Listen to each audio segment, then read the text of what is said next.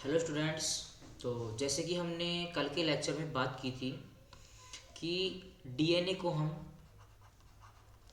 Genetic material के रूप में जानते हैं, जिसको प्रूव किया था एवेरी, मैकार्टी एंड मैक्लियोड ने।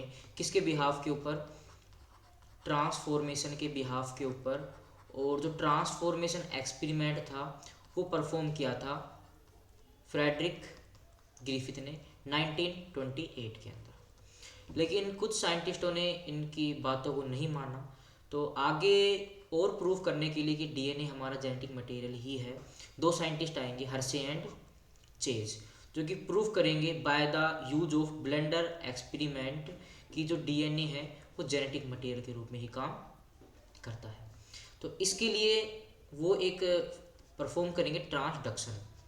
आप सब पढ़ चुके होंगे बैक्टीरिया के रिप्रोडक्शन के अंदर जो जेनेटिक रिकॉम्बिनेशन आता है उसके अंदर तीन प्रोसेस होती हैं: कॉन्जुगेशन, ट्रांसफॉर्मेशन एंड ट्रांसडक्शन। तो कल जो हमने फ्रेडरिक ग्रिफिथ का एक्सपेरिमेंट पढ़ा वो ट्रांसफॉर्मेशन था, और आज हम थोड़ा सा ट्रांसडक्शन के बारे में देखेंगे। और जब हम ट्रांसडक्शन समझ जाएंगे तो उसके बिहाफ के ऊपर ही जो हर्शे और चेज ने जो एक्सपेरिमेंट किया था वो समझेंगे हम। देखो, ट्रांसडक्शन एक फाज नाम का एक वायरस होता है। कौन सा? फाज वायरस, जिसको हम बैक्टीरियोफाज भी बोलते हैं। ये इन्फेक्ट करता है बैक्टीरिया को। देखो, वायरस की मैकेनिज्म क्या होती है कि वायरस के पास खुद की कोई मशीनरी नहीं होती। वो क्या करेगा, किसी भी होस्ट सेल के अंदर जाएगा, कोई वायरस आया होस्ट सेल के अंदर, इसकी मशीनरी को हाईजैक करेगा, सेल की मशीनरी को, और क्या करेगा, अपनी प्रोजेनी बनाएगा, अपनी सेल्स बनाएगा, अपनी प्रोजेनी बनाएगा। कौन? वायरस। यानी वायरस होस्ट सेल को हाईजैक करके अपनी प्रोजेनी बनवाता है। तो फेज वायरस है, बैक्टीरिया पर अटैक करेगा तो उसकी होस्ट सेल क्या होगी? बैक्टीरिया होगी। कैसे काम करता है फाज? देखो, ये हमारी कोई इकोलाई की सेल है। क्या है? इकोलाई की सेल। इसके ऊपर ये कोई फाज आएगा, आया, इसके पास जेनेटिक मटेरियल, उसको इंसर्ट कर देगा सेल के अंदर। करने के बाद में ये तो आ गया फाज का डीएनए, और ये है होस्ट सेल का डीएनए। अभी करेगा इसको हाईजैक। हाईजैक करने के बाद क्या बनाएगा? अपनी प्रोजेनी बनाएगा अंदर। कौन? फाज। ये बना दी इसने, बना के, और इसको सेल को तोड़कर, होस्ट सेल को तोड़कर ये क्या आ जाएगा? फाज बाहर आ जाएगा। हजारों कॉपी बनेगी। कितनी? हजारों। हजारों कॉपी बनाएगा एक होस्ट सेल की मदद से। कौन? Phase virus. दोबारा समझ लो, ट्रांसडक्शन के अंदर एक फेज वायरस आएगा, किस पे अटैक करेगा? बैक्टीरिया पर अटैक करेगा, और क्या बनाएगा? अपनी प्रोजेनी बनाएगा। तो इसी ट्रांसडक्शन का यूज लेकर जो हर्शे एंड चेज थे उन्होंने अपना एक्सपेरिमेंट परफॉर्म किया। तो देखते हैं आगे। पहले हम थोड़ी फाज की स्ट्रक्चर देखें। अगर हम ये देखो, ये कुछ ऐसी स्ट्रक्चर होती है फाज की। थोड़ा सा टेढ़ा हो गया, इसको दोबारा बनाते हैं एक बार। ये कुछ ऐसे होगा, ये कुछ ऐसी हो गया ना। और इसमें पाया जाएगा जेनेटिक मटेरियल। जो वायरस होता है वो केवल दो चीज़ों का बना होता है। नंबर एक चीज़ होती है, उसका नाम है प्रोटीन, और नंबर दो है डीएनए या आरएनए। ये जो इसकी साइड में जो एक कोट होगी, ये जो ये कोट होगी, है ना, ये थोड़ा सा इसको, ये होगी, ये किसकी बनी होगी? प्रोटीन की। और जेनेटिक मटेरियल डीएनए और आरएनए का बना होगा, ये ध्यान रखना। तो यानी प्रोटीन और डीएनए और आरएनए। अभी हमने ऊपर देखा था कि जब फाज ई कोलाई को इन्फेक्ट करेगा तो केवल अपना जेनेटिक मटेरियल क्या करेगा? इसके अंदर ट्रांसफ़र करेगा। ये कोट वगैरह कुछ भी ट्रांसफ़र नहीं करता। ये चीज़ ध्यान रखना, आप आगे समझेंगे इस चीज़ से। तो ये क्या करेंगे, यहाँ पे ऊपर लिख रखा है हमने कि ये रेडियो लेबल सल्फेट लेंगे और रेडियो लेबल फॉस्फोरस लेंगे। अब देखो, रेडियो लेबल का मीन क्या है? इसका मीन ये है कि जब हम कोई स्पेसिफिक लाइट डालेंगे इसके ऊपर तो वो क्या करेगा? वहाँ पे ग्लो करेगा, चमकेगा। अगर वहाँ पे सल्फेट है, क्या है? सल्फेट है, और हमने लाइट डाली तो सल्फेट क्या करेगा? ग्लो करेगा, चमकेगा वहाँ पे। अगर फॉस्फोरस है, हमने लाइट डाली, अगर वहाँ पे रेडियो लेवल फॉस्फोरस है तो क्या करेगा? चमकेगा। देखो, तो हम क्या करेंगे, यहाँ पे 2 फाज लेंगे, क्या लेंगे, 2 फाज लेंगे। अब एक्सपेरिमेंट समझना, मेन एक्सपेरिमेंट अब आएगा। 2 फाज लिया हमने, ये लो 2 फाज लिया, इसके बीच में क्या है, ये जेनेटिक मटेरियल। हमने क्या किया, अभी हमने डीएनए की स्ट्रक्चर देखी थी, तो डीएनए की स्ट्रक्चर के अंदर न्यूक्लियोटाइड पाए जाते हैं, और न्यूक्लियोटाइड के अंदर एक कंपोनेंट होता है जिसका नाम है फोस्फेट। क्या नाम है, फोस्फेट, उसको फोस्फोरस भी बोल सकते हैं। तो हमने पहला जो फाज लिया, उसका जो फोस्फेट है उसको हमने क्या कर दिया, रेडियो लेबल कर दिया। क्या किया हमने, पहले फाज का जो डीएनए का फोस्फेट था, फोस्फोरस, को क्या कर दिया, रेडियो लेबल कर दिया। और दूसरे फाज का जो प्रोटीन का कोट था, ये अभी ऊपर दिखा था कि प्रोटीन का कोट, इसको क्या कर दिया हमने, इसके अंदर एक सल्फर ग्रुप होगा, कौन सा, सल्फर, प्रोटीन के अंदर सल्फर पाई जाएगी, उसको हमने क्या कर दिया, रेडियो लेबल। और इसके अंदर क्या कर दिया हमने, फोस्फोरस को, इसे बनाते हैं, किसको कर दिया, फोस्फोरस को। चलो जी, ठीक है। अब पहली बात होगी कि हमने इसको रेडियो लेबल कर दिया, किसको, फाज को। नेक्स्ट में क्या करेंगे हम, नंबर 2 प्रोसेस, इसको हम इकोलाई के ऊपर अटैक करवाएंगे, किसका, फाज का। इकोलाई क्या है, एक बैक्टीरिया है, क्या है, बैक्टीरिया। यहाँ भी क्या कराएंगे हम, इकोलाई पर इसको अटैक कराएंगे। ये हमारी इकोलाई है, इसके ऊपर ये क्या आ गया, हमारा फाज आ गया।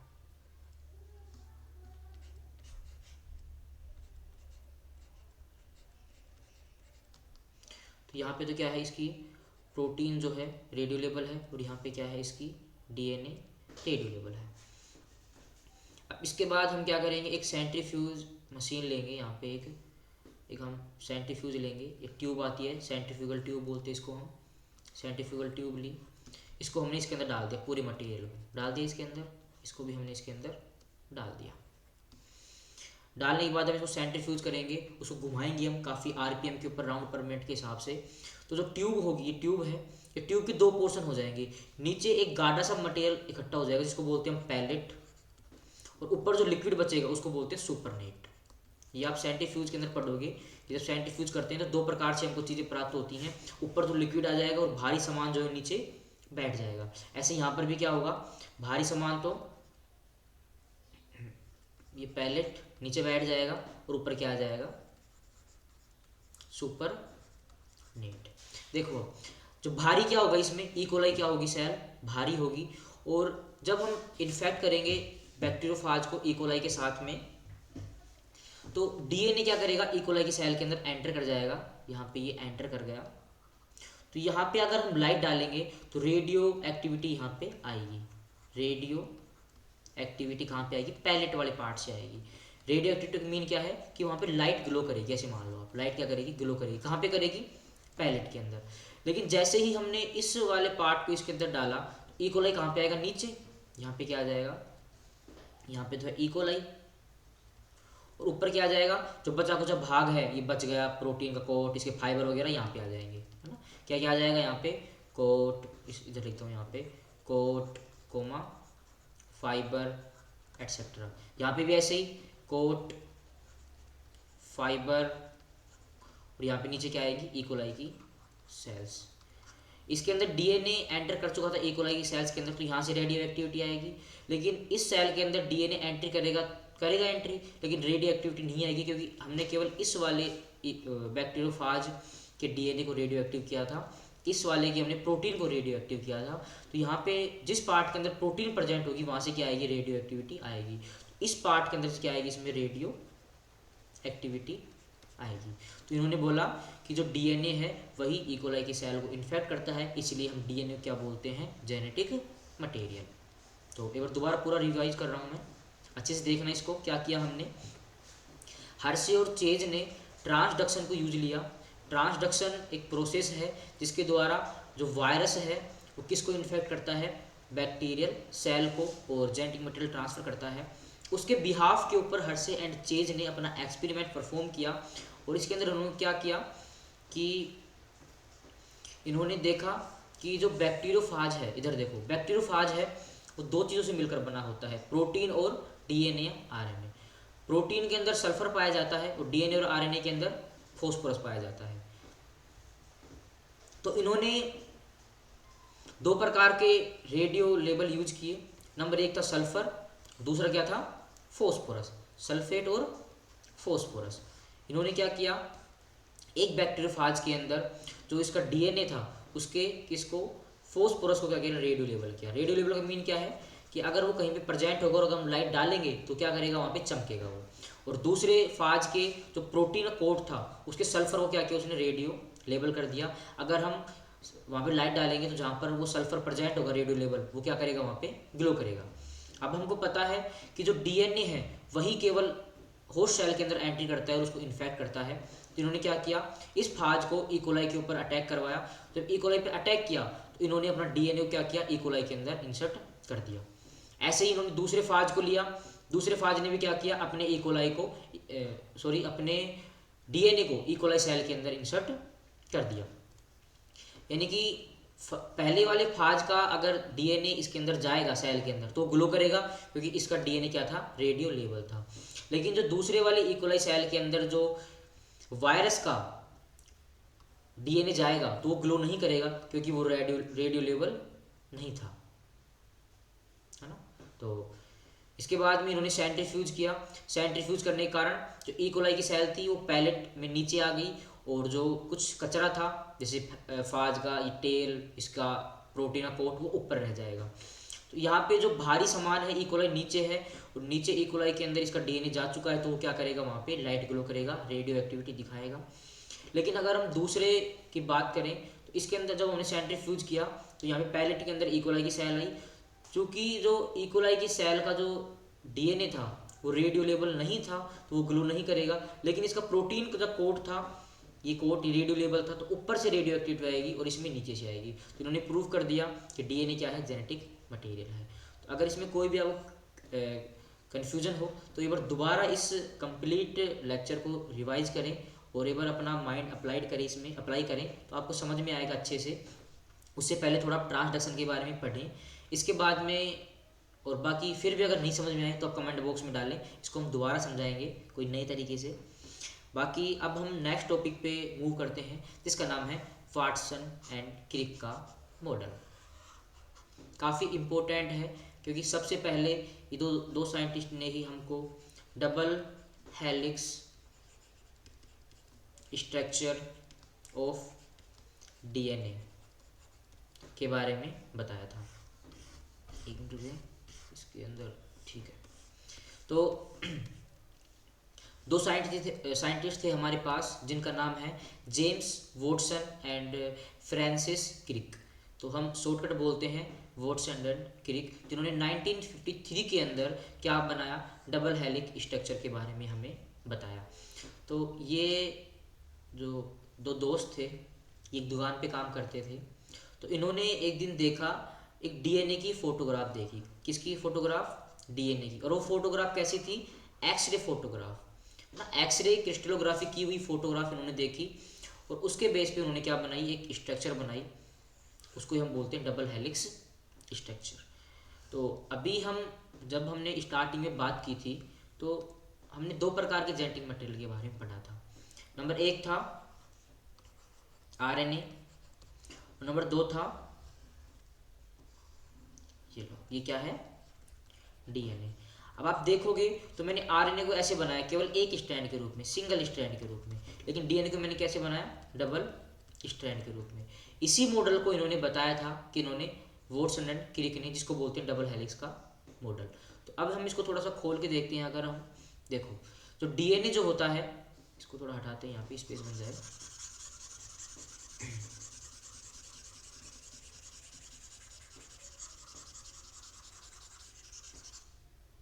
देखो डीएनए है वो किससे मिलकर बना होता है, न्यूक्लियोटाइड से मिलकर बना होता है।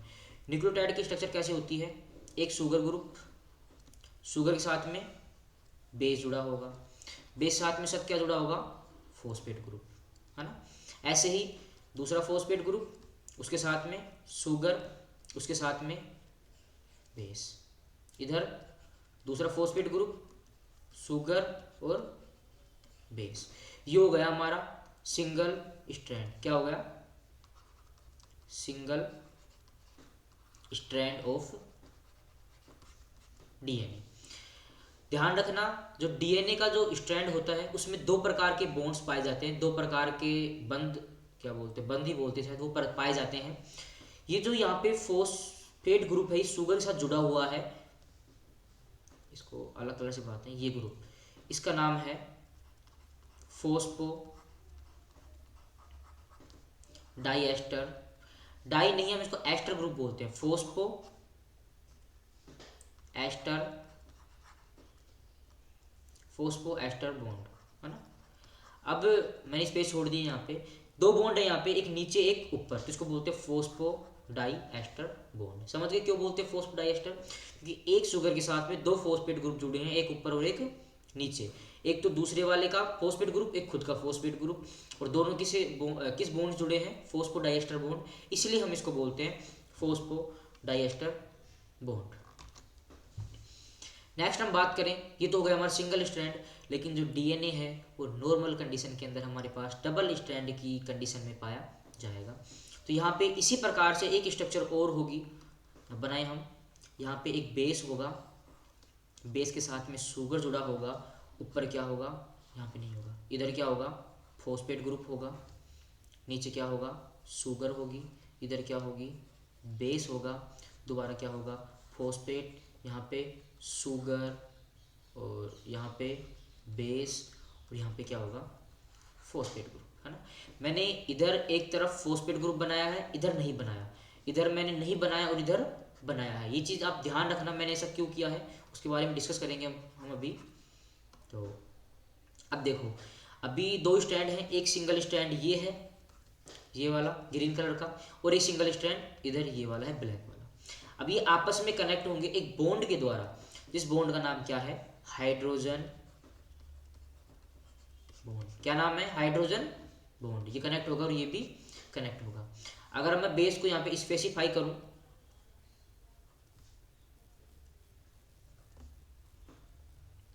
अभी आप सभी को पता ही कौन से बेस के साथ जुड़े होंगे। अगर मैं यहाँ पे ग्वानिन की बात करूं, तो ग्वानिन साथ कितने बॉन्ड होंगे? ट्रिपल बॉन्ड, और साथ में कौन जुड़ा होगा? साइटोसिन। अगर मैं यहाँ पे एडेनिन की बात करूं, तो एडेनिन के साथ में कौन जुड़ेगा डबल बॉन्ड के साथ? थाइमिन। अगर यहाँ पे थाइमिन की बात करूं, तो डबल बॉन्ड के साथ कौन जुड़ेगा? एडेनिन। तो ग्वानिन साइटोसिन के साथ में ट्रिपल हाइड्रोजन बॉन्ड के साथ में कनेक्ट होता है, एडेनिन थाइमिन के साथ में डबल बॉन्ड के साथ में कनेक्ट होता है, और थाइमिन एडेनिन के साथ में डबल बॉन्ड के साथ में कनेक्ट होता है। तो ये हो गई हमारी इन दोनों को मिला के डबल स्ट्रैंड ऑफ डीएनए। लेकिन अभी इसमें एक ट्विस्ट है थोड़ा सा, देखो अभी मैंने ऐसे बनाया, ये कुछ ऐसी स्टैंड बनाया, यहाँ पे क्या था? बेस, ये क्या है? शुगर, शुगर, शुगर, यहाँ पे भी शुगर, ये शुगर, ये शुगर, है ना। और यहाँ पे है बेस, बेस, बेस, बेस और बेस, और आपस में क्या जुड़ा हुआ है इनके साथ? Phosphate group.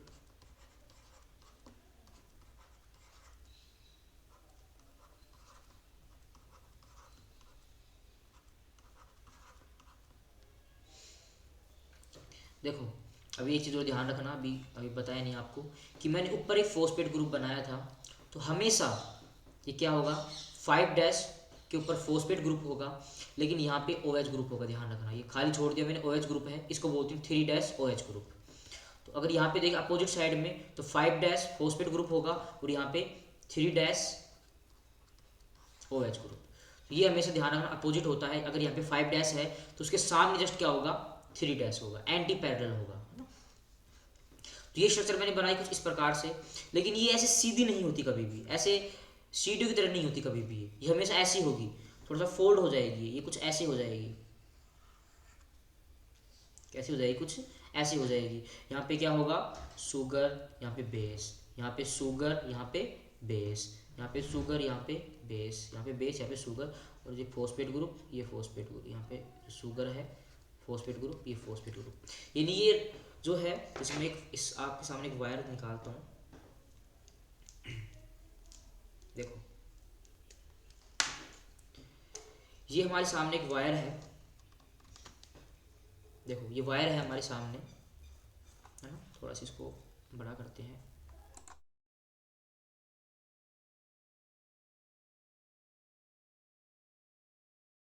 ना। देखो इसकी हम बात करें वायर की, है ना, तो पहले हमारी कुछ स्ट्रक्चर ऐसी थी, दिख रही होगी आपकी ऐसे सामने, है ना, ये आपस में जुड़ी थी हाइड्रोजन बॉन्ड के द्वारा। लेकिन हमने क्या किया, इसको हेलिकल स्ट्रक्चर बनाया हमने, कुछ इस प्रकार से फोल्ड कर दिया इसको, देखो एक राउंड दिया ऐसे, दे दिया राउंड, फिर नीचे जाके दोबारा राउंड दे दिया। अगर आपको अच्छे से दिख रही होगी स्ट्रक्चर, ये देखो, है ना, ऐसे कुछ राउंड दे दिया, यहाँ पे राउंड लग गया, यहाँ पे राउंड लग गया, मेरा हाथ जहाँ पे है ना, छोड़ते, हाँ देखो ऐसे राउंड स्ट्रक्चर हो गई, है ना, दो हेलिकल बन गए। तो जो एक बनी है ये राउंडेड स्ट्रक्चर, इसको बोलते हैं हेलिकल। क्या बोलते हैं? हेलिकल। ऊपर दोबारा हेलिकल और ऊपर तीसरा हेलिकल, ऐसे कई हेलिकल होंगे इसके अंदर, है ना। तो ये बात थी हमारी किसकी, इस स्ट्रक्चर के बारे में, जो हमने ऐसे बनाई, इस सीडी नॉर्मल स्ट्रक्चर को हमने इस हेलिकल स्ट्रक्चर के अंदर कन्वर्ट कर दिया। तो अब हम बात करते हैं कि वॉटसन एंड क्रिक ने क्या बताया इसके बारे में। नॉर्मल चीज़ देखते हैं कि जो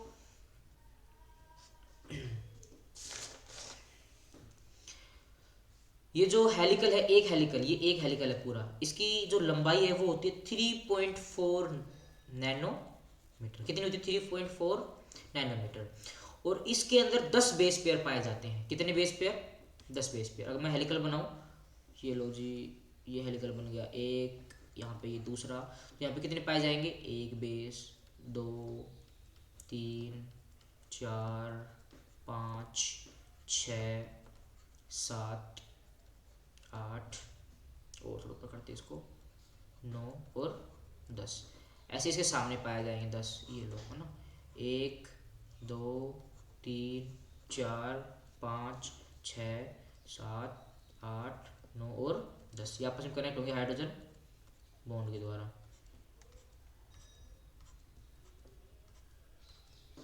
है ना। तो ये है कितने बेस पेयर? 10 base pair. तो अब ये बताओ, जब कंप्लीट इसकी जो लंबाई है वो होगी 3.4 नैनोमीटर की, तो ईच बेस पेयर के बीच की लंबाई कितनी होगी? 3.4 के अंदर हम 10 का भाग देंगे तो क्या आ जाएगा? 0.34 नैनोमीटर। तो हमको वाटसन एंड क्रिक ने क्या बताया उसको हम एक बार ब्रीफ में देखें कि जो एक हेलिकल है, हेलिकल मीन क्या है कि एक राउंड जो लगा है हेलिकल, उसकी लंबाई कितनी होती है? 3.4 नैनोमीटर। एक हेलिकल के अंदर कितने बेस पेयर पाए जाते हैं? 10 बेस पेयर पाए जाते हैं। और हर एक बेस पेयर के बीच की दूरी क्या हो जाएगी फिर? 0.34 नैनोमीटर। तो इन्होंने ये निष्कर्ष निकाला, वाटसन एंड क्रिक ने, कि जो डीएनए है वो किस में पाया जाता है? हेलिकल स्ट्रक्चर के अंदर पाया जाता है। तो ये थी हमारे वाटसन एंड क्रिक के मॉडल के बारे में। तो आगे हम बात करते हैं वाटसन एंड क्रिक के बाद में वेरियस कन्फर्मेशन ऑफ डीएनए। अभी हमने ये देखा कि यहाँ पे according to Watson and Crick कि एक डीएनए के हेलिक्स के अंदर 10 बेस पेयर पाए जाते हैं। तो इन्होंने ये बात की थी बी डीएनए के बारे में। कौन से डीएनए के बारे में? बी डीएनए के बारे में, जो एक नॉर्मल डीएनए है, नॉर्मल डीएनए जो कि यूकैरियोटिक सेल के अंदर नॉर्मली पाया जाता है। लेकिन इसके अलावा भी कई कन्फर्मेशन ऐसी होती हैं डीएनए की, कुछ जैसे कि मान लो यहाँ 10 बेस पेयर हैं, किसी में 12 बेस पेयर पाए जा सकते हैं, किसी में 13 पाए जा सकते हैं। तो उसके बिहाफ के ऊपर हमने लगभग 4-5 टाइप के डीएनए होते हैं, जिसमें 3 इंपॉर्टेंट हैं। कौन कौन से? A DNA, B DNA and Z DNA. कौन कौन से? A DNA, B DNA and Z DNA. तो इसके बारे में हम थोड़ा बात करते हैं। देखो ए डीएनए, कौन सा? ए डीएनए। ए डीएनए की बात करें तो ये राइट हैंडेड। कौन सा है? राइट हैंडेड, यानी कि दाईं ओर झुका हुआ। किस ओर झुका हुआ? दाईं ओर झुका हुआ। बी डीएनए भी राइट हैंडेड है, सी भी राइट, डी भी राइट, एंड जो जेड है वो है लेफ्ट हैंडेड, यानी कि बाईं ओर झुका हुआ। इसके बीच में हम थोड़ा डिफरेंस देखते हैं। चलो कुछ हाँ नीचे हैं। 3 कौन कौन से हैं? बी डीएनए, ए डीएनए और जेड डीएनए। बाकी ज़्यादा कुछ इंपॉर्टेंट है नहीं, थोड़ा देखना है इसके बारे में। इसकी हेलिकल स्ट्रक्चर की बात करें तो किस तरफ झुका है बी डीएनए? राइट हैंडेड है, यानी किस तरफ झुका है, दाईं ओर झुका है। ए डीएनए की बात करें वो भी कैसा है, राइट हैंडेड, दाईं ओर झुका है। और जेड डीएनए है वो कैसा है, लेफ्ट हैंडेड, किधर झुका है, इसकी अलग बात है। जेड डीएनए किधर झुका है, ये बाईं ओर झुका है। ये डिफरेंस पूछता है कि कौन सा दाईं ओर झुका है और कौन सा बाईं ओर झुका है। तो केवल एक जेड फॉर्म जो है डीएनए की वो केवल बाईं ओर झुकी होगी, बाकी सभी किधर होंगी, राइट हैंडेड होंगी। अगर हम बात करें मेजर ग्रूव जो है बी डीएनए में प्रेजेंट होगा, ए में प्रेजेंट होगा, लेकिन जेड में क्या होगा, एब्सेंट होगा। अगर हम बात करें पर हेलिकल टर्न की, तो इसके अंदर 10.5 जो बेस पेयर पाए जाते हैं बी डीएनए के अंदर, या फिर हम इसको 10 भी बोल देते हैं। कितने बेस पेयर, 10 बेस पेयर, ध्यान रखना कितने, 10 बेस पेयर। ए फॉर्म के अंदर 11 बेस पेयर पाए जाएंगे और जेड फॉर्म के अंदर 12 बेस पेयर पाए जाएंगे। ये इंपॉर्टेंट है, बेस पेयर कितने पाए जाते हैं जेड, ए और बी के अंदर। और बात करें कि यहाँ पे हेलिकल की स्ट्रक्चर क्या होगी, हेलिकल का साइज क्या होगा, 3.4 एंगस्ट्रम का होगा। यहाँ पर 2.6 और यहाँ पर 3.7। स्ट्रक्चर देखना आप, कुछ ऐसी स्ट्रक्चर होगी इसकी, ये स्ट्रक्चर है, तो इसको आप ध्यान रखना। बाकी ये है कि बेस पेयर का बीच का साइज। अभी इसमें अब आप बोलोगे कि मैंने वहाँ पे बताया था 0.34, क्या बताया था मैंने, 0.34, वो था नैनोमीटर, क्या था, नैनोमीटर। और यहाँ पे क्या दे रखा है, एंगस्ट्रम। देखो 0.34 नैनोमीटर, या फिर 3.4 एंगस्ट्रम, एक ही बात है, ध्यान रखना है ना। तो अगर आपको कन्फ्यूजन हो तो मैं इसको थोड़ा सा यहाँ पे हटा के कुछ इस प्रकार से लिखता हूँ। इधर लिख लेंगे हम 0.34 नैनोमीटर, यहाँ पे लिखेंगे 0.26 नैनोमीटर, और यहाँ पे लिखेंगे 0.37 नैनोमीटर। अगर हम नैनोमीटर को एंगस्ट्रम में चेंज करते हैं तो हम 10 से क्या करते हैं, मल्टीप्लाई करते हैं, छोड़ो, है ना। तो ये थे हमारे वेरियस कन्फर्मेशन ऑफ डीएनए। छोटा टॉपिक है, ज़्यादा इंपॉर्टेंट है नहीं, बस ध्यान रखना ए बी और जेड के बीच का डिफरेंस। तो हम नेक्स्ट टॉपिक की बात करते हैं, जो हमारे डीएनए का शायद लास्ट टॉपिक होने वाला है, जिसका नाम है फंक्शन ऑफ डीएनए। हम जैसे जैसे डीएनए को पढ़ रहे हैं वैसे वैसे हमने इसके फंक्शन को भी डिस्क्राइब किया है, तो आपको काफ़ी इजी समझ जाओगे, आप आसानी समझ जाओगे कि क्या क्या फंक्शन है इसके। देखो नंबर 1 फंक्शन है सिंथेसिस ऑफ प्रोटीन, यानी किसका निर्माण करता है, ये प्रोटीन का निर्माण करता है। हमने स्टार्टिंग के लेक्चर के अंदर अच्छे से सेंट्रल डोग्मा की बात की थी, किसकी, सेंट्रल डोग्मा की, जिसमें क्या था, डीएनए से आरएनए और आरएनए से प्रोटीन, और प्रोटीन आगे क्या करेगा, एंजाइम बनाएगा, हार्मोन बनाएगा, सारे फंक्शन कौन परफॉर्म करेगा, प्रोटीन परफॉर्म करेगा। इसको बोलते हैं डीएनए से आरएनए का बनना, ट्रांसक्रिप्शन, इसको बोलते हैं ट्रांसलेशन। और एक प्रोसेस और होगी डीएनए से डीएनए का बनना, क्या कहलाएगा, डीएनए रेप्लिकेशन। तो प्रोटीन बनाया कौन, डीएनए बनाएगा बाय द सेंट्रल डोग्मा।